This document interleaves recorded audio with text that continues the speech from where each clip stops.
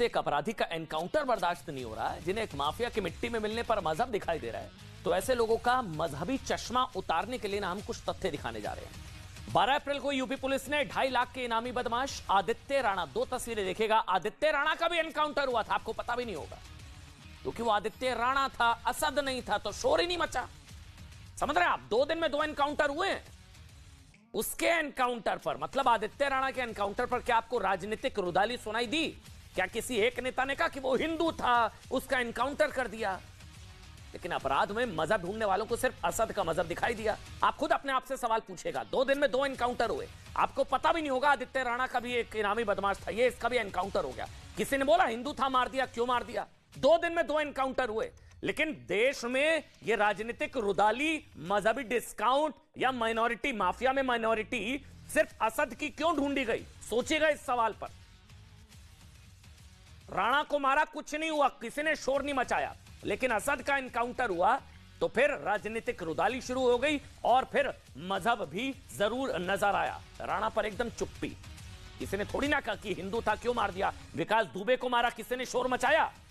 विकास दुबे का एनकाउंटर हुआ, इसके अलावा इस राणा, आदित्य राणा का एनकाउंटर हुआ, किसी हिंदू ने बोला कि हिंदू था, क्यों मार दिया? नहीं। लेकिन असद का एनकाउंटर हो गया तो फिर राजनीतिक रुदाली शुरू हो गई और सवाल उठने लगे, उसके मजहब याद आ गया। सोचिए, जो अपराधी खुद सीसीटीवी में गोली चलाते दिखाई दे रहा है, ये व्यक्ति की हत्या करते हुए दिखाई दे रहा है, उसके एनकाउंटर में मजहब देखा जा रहा है, वो पुलिस को धमका रहा है अभी भी। जबकि 2017 से 2023 तक यूपी पुलिस ने जितने भी अपराधियों का एनकाउंटर किया, उसमें उनका धर्म नहीं, कर्म देखा गया।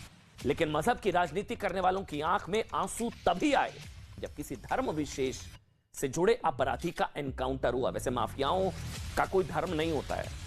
ऐसे लोगों को एनकाउंटर में असद के साथ मारे गए शूटर गुलाम मोहम्मद के परिवार से सीखना चाहिए। ये जो रिश्तेदारी, माइनॉरिटी वाली रिश्तेदारी ढूंढ रहे हैं ना कुछ लोग, उनको एक और शूटर जिसको मारा गया, उसके परिवार से सीखना चाहिए कि अपराधी का कोई धर्म नहीं, कोई नहीं होता, उसका कर्म देखा जाना चाहिए। ओवैसी, अखिलेश और कांग्रेस भले ही एनकाउंटर को गलत बता रहे हो, एनकाउंटर पर सवाल उठा रहे हो, लेकिन शूटर गुलाम मोहम्मद की मां ने कहा है कि अच्छा हुआ मार दिया। योगी सरकार में एनकाउंटर की कार्रवाई बिल्कुल सही हुई है। जिसको मारा है गुलाम, जिसको मार दिया, उसकी मां कह रही है, सोचिए, एक मां कह रही है कि अपराधी का एनकाउंटर सही है, बुरे काम का बुरा नतीजा है, उसकी मां ने कहा है, और अपराधियों का किसी भी तरह से समर्थन नहीं होना चाहिए। सुनिए।